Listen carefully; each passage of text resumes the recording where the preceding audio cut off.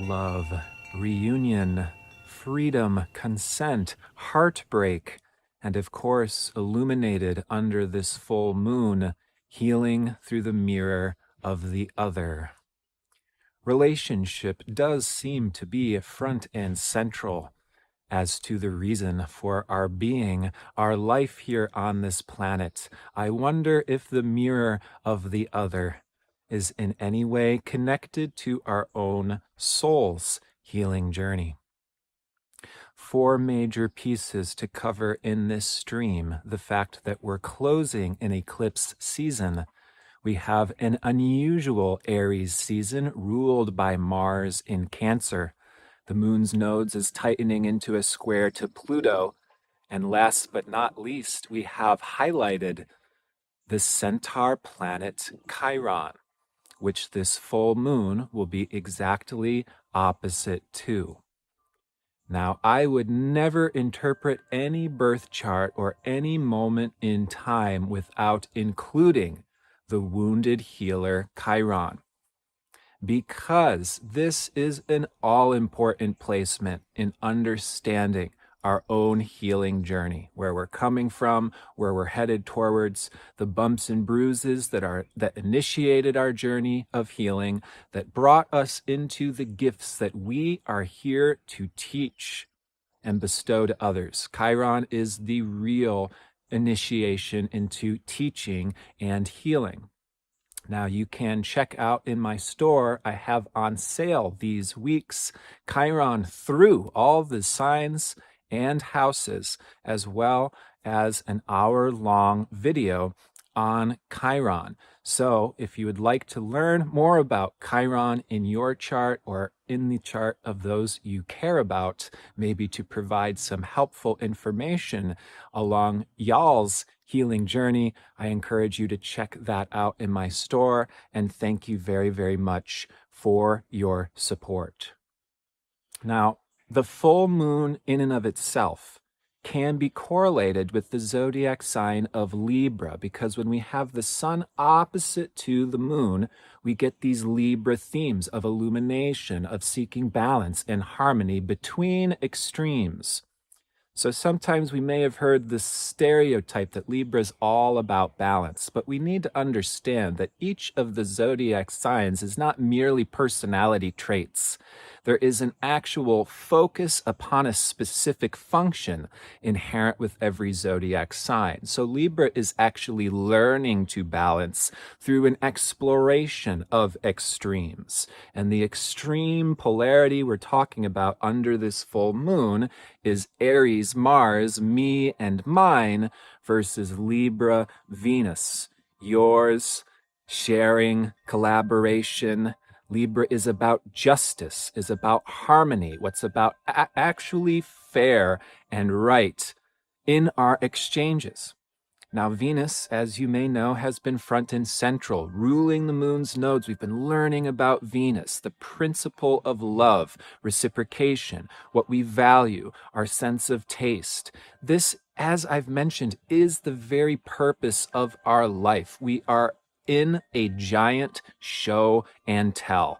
It is through this show and tell, the actual merging of souls, that we are colliding together, that we're exchanging our parts and pieces, and through this exchange, we're learning and we're growing. So the full moon provides an illumination. This is part of the sign of Libra as well. It is an objective illumination. So any full moon, if it be opposite to planets in your birth chart, if it be opposite to planets currently in the sky, it's going to illuminate those planets.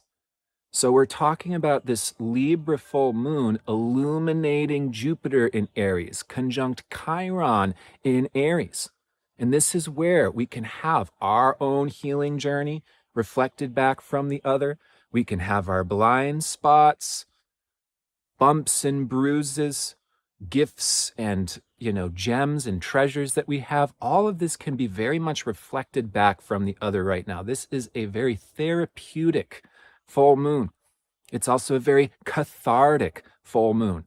And when I talk about Mars in Cancer, we'll begin to understand why this may not be the most stereotypical Aries season in the world. Indeed, all of this Chiron is going to be a part of why it's not stereotypical shoot from the hip, hit the bullseye type of Aries season. Again, every function of the zodiac is learning something. So Aries is about learning to hit the target of what we desire. It is the eagle's eye of where we want to go. And yet we potentially run into conflict with others when we start to orient ourselves to what we want. Is this not part of the challenge of our relationship?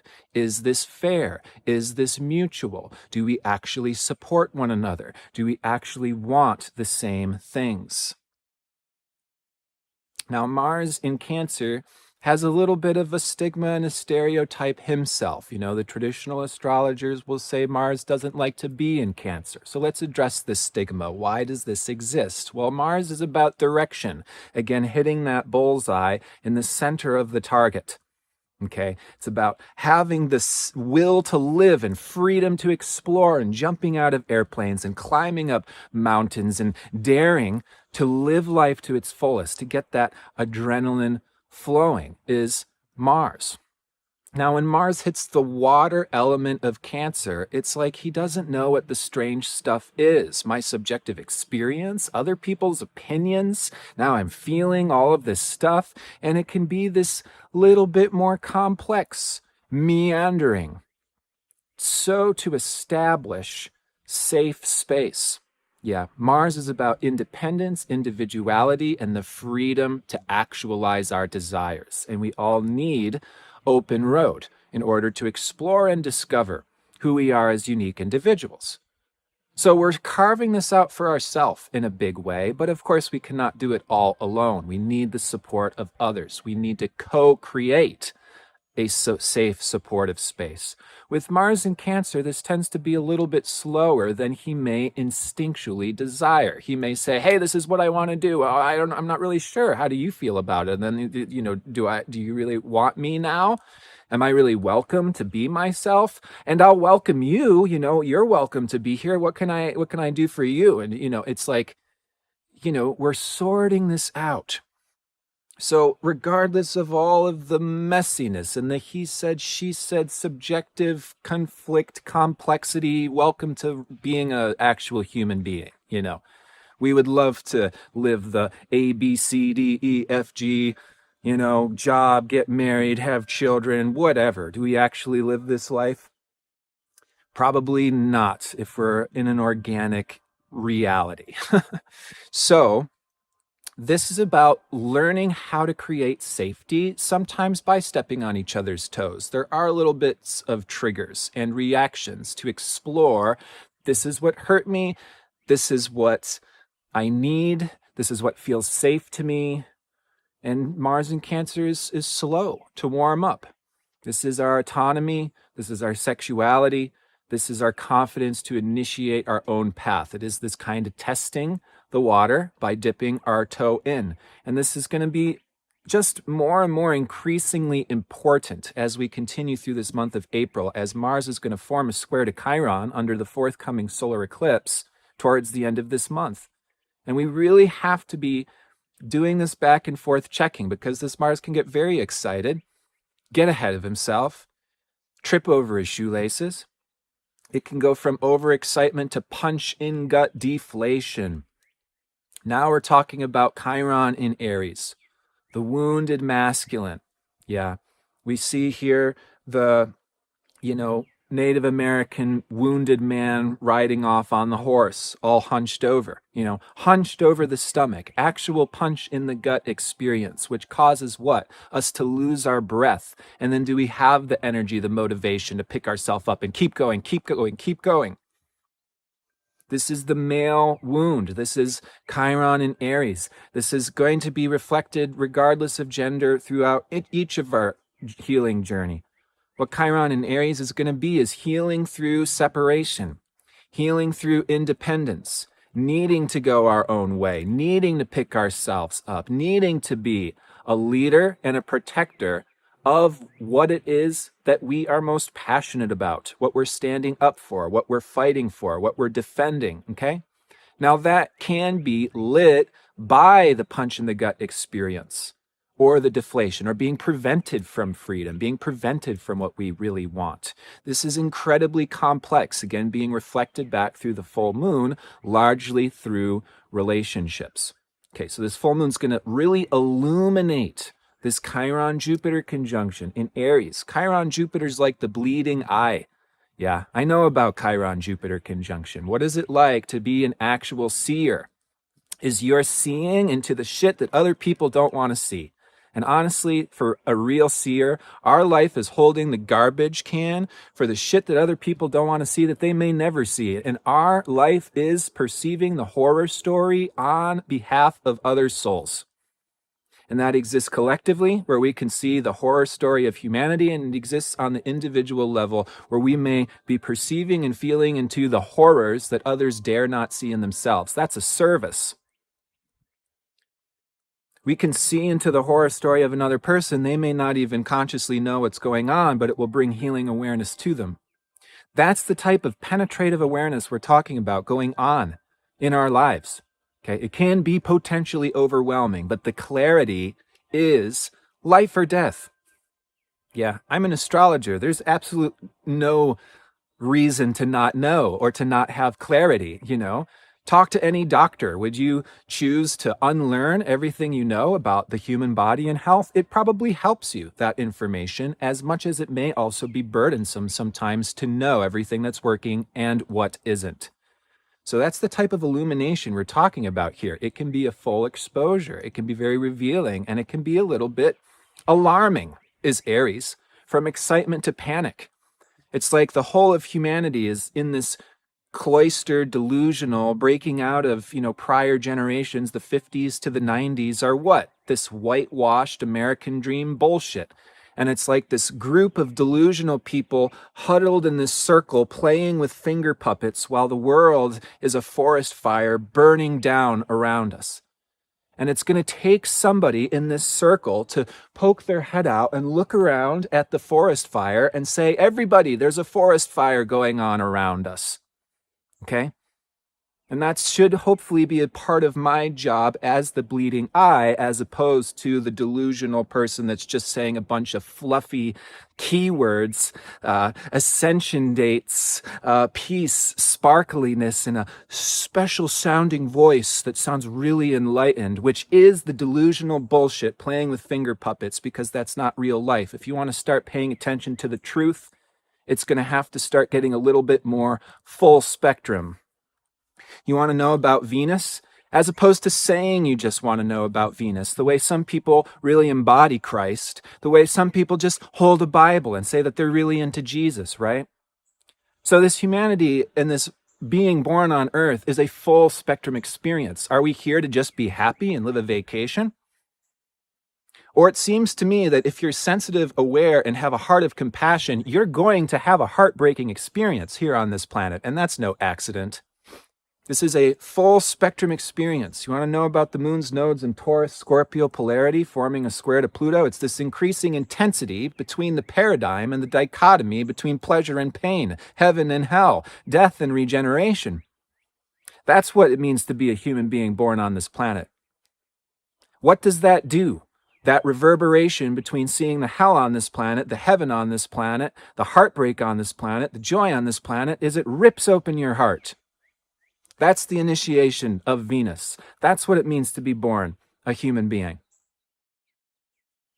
Full spectrum dichotomy. This is not just a free-for-all vacation life, the way so many of these spiritually deceptive bullshitters are misleading you into this fantasy via the ascension dates, the key words, because there's no coherent sentences by a lot of these folks out there. It's just a stream of garbage that sounds nice, and then we like the sound of the ASMR, just the way a lot of people listen to me but don't actually listen to what I'm saying. They're just in love with the tone of my voice.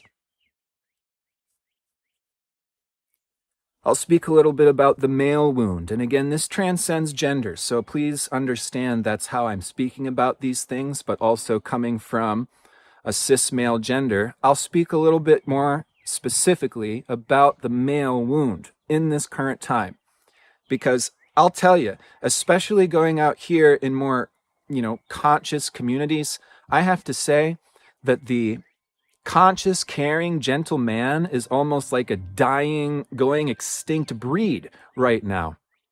Because the aim of the game, collectively, is sovereignty. North Node in Taurus. Then the North Node goes into Aries in a couple months, and it's going to be independence. How can we be free and maintain autonomy to live an exciting life while still having relationship? Yeah, we're not trying to get to total independence. We're trying to get to interdependence. We're not trying to free ourselves from forming a bond with somebody. We're trying to form secure attachment, not total detachment. So again, a lot of these spiritual, fluffy, sparkly sounding things can be very misleading. However, the aim of the game these days is this independence and sovereignty. So it is a bit tricky. Hence, while we're at the end of this eclipse season that goes back to the end of October, we've seen so many breakups. We've seen so many unhealthy relationship dynamics going on these last 6 months. And it's there to unwind this clusterfuck of knotted complexity. And I need you, and you need me, and I need to use you, and you need to use me. And we need this love, and we need this separation, and the drama, and the intensity, and the entanglement, right? That's getting wrapped up now. April 2023, our solar eclipse that will be coming up mid-month, that's going to really turn the dial into a different direction. So this Libra full moon is really illuminating these relationship dynamics as these loose ends that have been going on for months and months can finally be tied up. And how that tends to happen is a culmination first. So things build up in intensity. We get that full moon really illuminating things. And then it's clear, okay, this is the dynamic.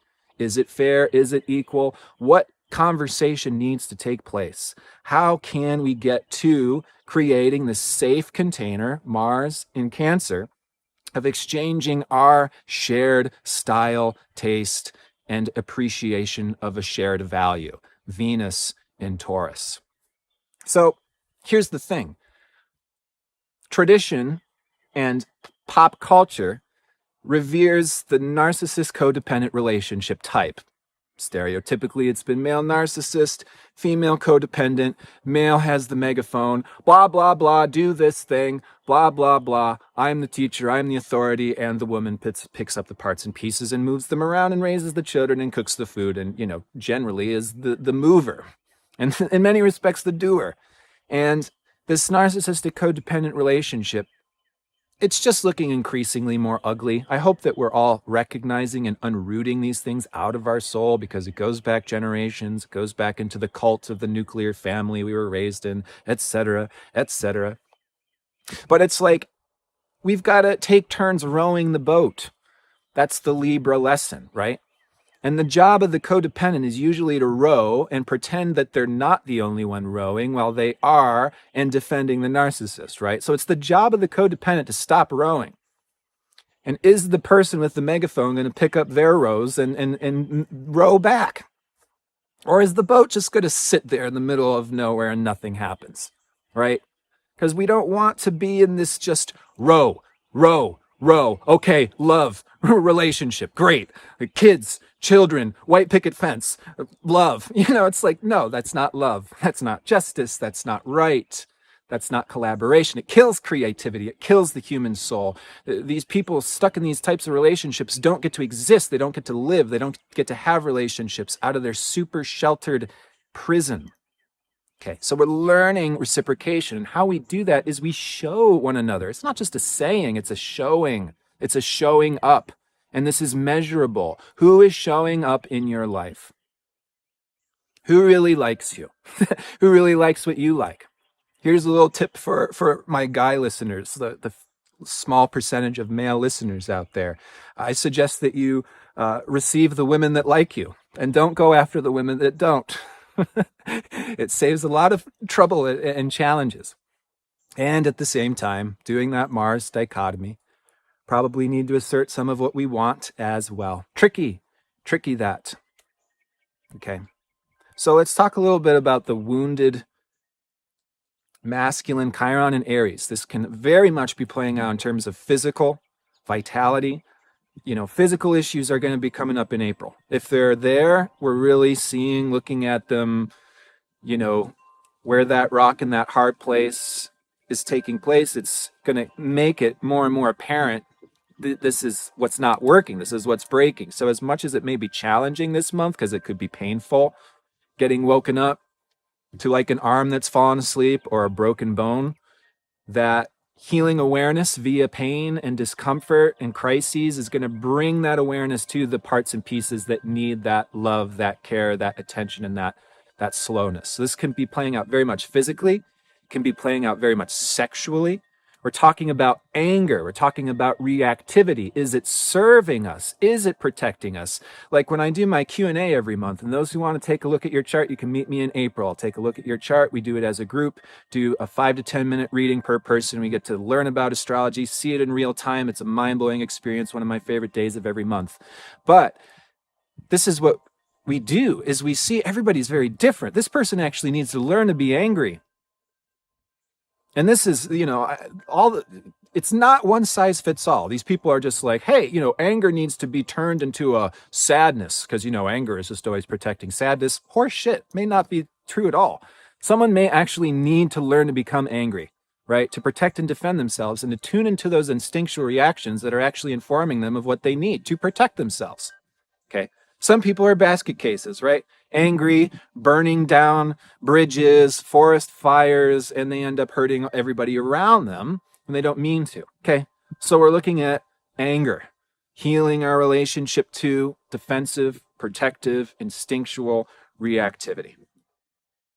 And as I've mentioned, my fellow gentleman is like a dying breed. When I look out here at the fellow conscious, gentle men, it's just like I really do feel that there's this massive crisis that's not currently being addressed. Men don't have an identity. They don't have a purpose anymore. We're seeing on social media that this time of autonomy and freedom is really exciting for women.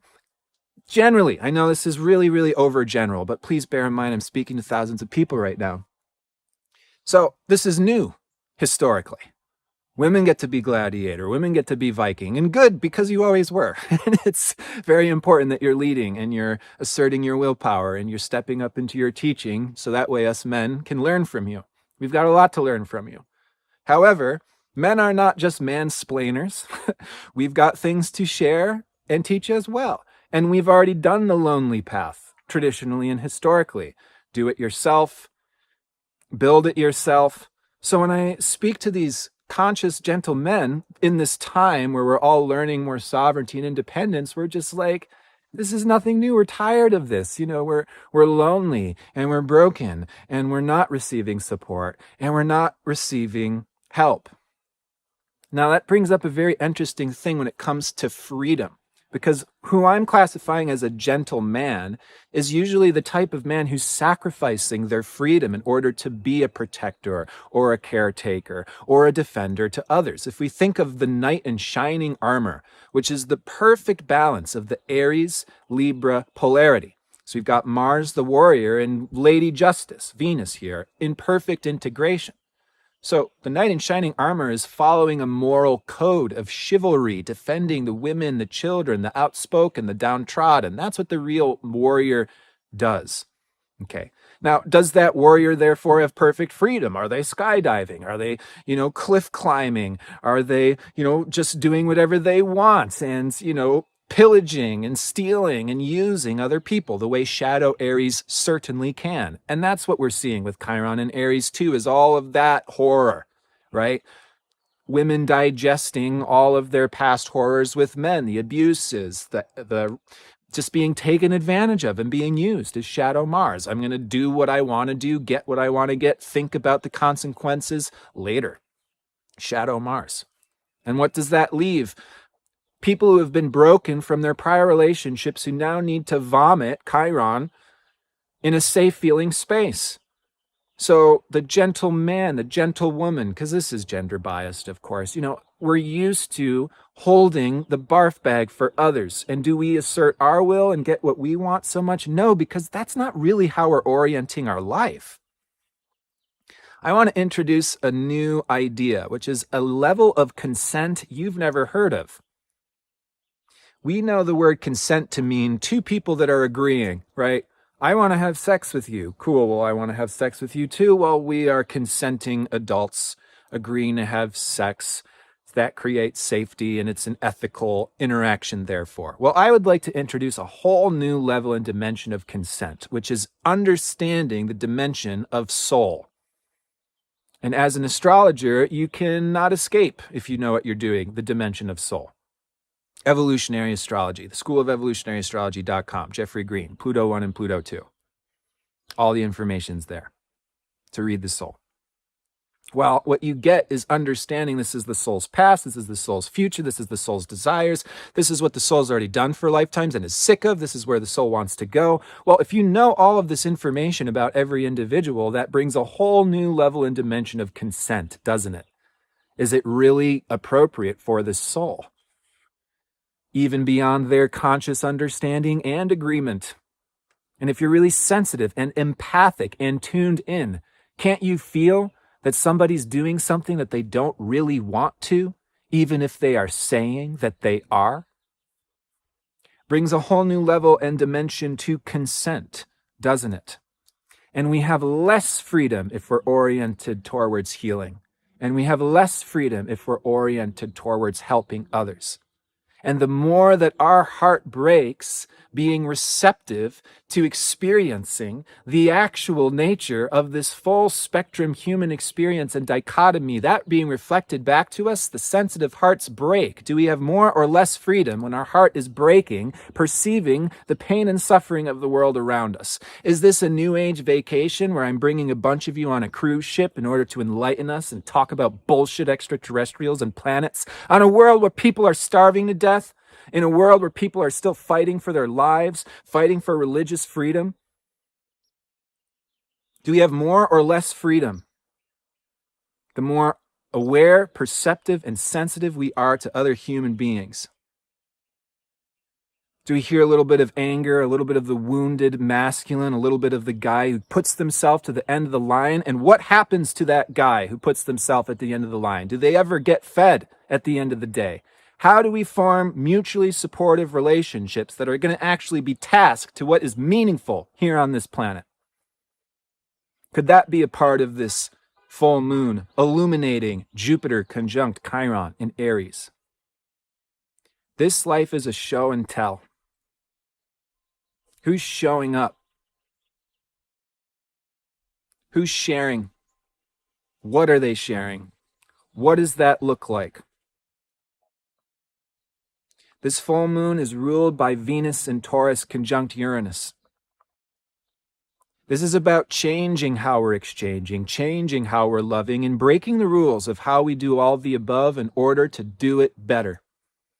Just like I've counseled so many freshly divorced mothers who feel so guilty and so bad, like they're sabotaging their family's health. No, in fact, you've just saved your family's health, but you may have broken the rules of some tradition. Does our family have to look like a traditional nuclear family to be more loving, to be more supportive? Couldn't it look like something that's very eccentric, different, unusual, and be more familial, more secure, more safe at the same time? That's what we're talking about here. Venus joined Uranus at the end of April. Asteroid Juno, the partnership asteroid, will join Uranus on the 10th. Okay, so this is an experiment. How to love, how to trade, how to earn money, how to exchange, and new people can be coming in. New possibilities for this type of exchange can be coming in. And this experiment is, again, to be increasing our capacity to love, to bring in riches, resources, stability, spaciousness, sovereignty. That's the aim of the game. All right. We've got Venus in her sign of Taurus, through the 11th, and then she'll be in Gemini through May 7th. That's going to bring in more people, faster pace, more juggling. We get to satiate all the different parts of ourselves with different people. Mercury's on the north node of the moon. At the time of this full moon, remains in Taurus, the 3rd through June 3rd. We'll talk about Mercury retrograde in the forthcoming video. Know what you like, know what the process is. It's just got to work. It doesn't got to be complex. Mercury in Taurus keeps it simple. It does what it does. The gear fits the cog. It works. A plus B equals C. Great. Got that one done. If it ain't broken, don't fix it.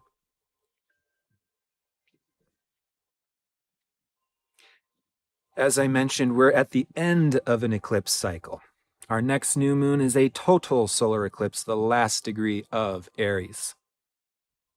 The moon's nodes tightening is square to Pluto is increasing this reverberation of death, regeneration, the intensity of life, the need to get to high ground in order to digest and process the intensity that just took place, back and forth, back and forth, back and forth, shaping us into an integration of soul into body. We're learning about form. We're learning about transformation. We're learning about using the objects of our life, creating containers to create temple-like spaces. Our body is a temple. The Buddha was enlightened through receiving a bowl of rice from a little girl. He comforted his body, his stomach, his senses. That raised the level of his consciousness, and he achieved enlightenment. Do not think that materialism is going to lead you astray. Do not be afraid to provide yourself physical, sensual, comfort, pleasure, engorge, fill yourself up. The more you allow yourself to fill yourself up, the more you can enter into others' field as a catalyst of change and transformation. This Pluto square the moon's nodes is being integrated through the Scorpio south node. That means there's no escaping the complexity of these times. We have to get messy. We have to go in. We have to sort out these past lifetimes, all these messy emotions. Why these bumps and bruises and all of this intensity and even death? The most painful and tumultuous parts of life are connected to our soul's evolutionary journey, coming back to our power, coming back into our body. And you know what renews our appreciation of life more than anything is the flirtation with death, getting sick, experiencing a limitation. Now it's not suddenly about that most exciting vacation or that thing. We regain an appreciation of life, the people, the exchanges, the places that matter the most. Can we create a container that can hold that? It's time to clean. It's time to make some space to bring that treasure, that appreciation, and that full taste of life within. Again, those who would be interested in continuing the conversation with me, we're going to meet for our free community meeting at rosalilacommunity.com. You can join me for free once a month for an open-ended discussion, show and tell support circle. I also offer my Q&A circle once a month where you can get a 5 to 10 minute mini reading from me. You bring in a specific question, could be what's going on in your life right now. I'll tell you about what's going on. We meet and discuss as a group. It is one of the best educational resources to not just learn evolutionary astrology, but see it test-driven in real time. It's such a pleasure and honor to play the part of the message delivery mailman for you here and now. I look forward to speaking to you again while we maneuver our forthcoming eclipse season. As always, much love to you. Take care.